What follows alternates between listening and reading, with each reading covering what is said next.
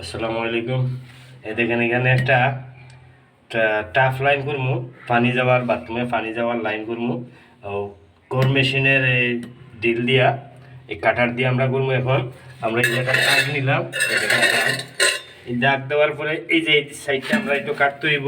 এই যে এই রাউন্ডটা এভাবে একটু দাগ নিয়ে দিব। দাগ দিয়ে নিলে তখন আর এই যে মেশিনটা চালাবো, মেশিনটা আর লাইন আউট হইব না।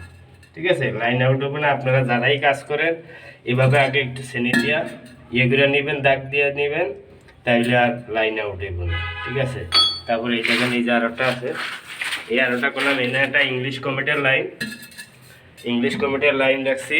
এই যে এদিকে একটা সিটোকুল মেটেন আমি সাইড থেকে রাখছি আপনার 20 ইঞ্চি সেন্টার, আর পিছন থেকে রাখছি আমি 10.5 ইঞ্চি সেন্টার।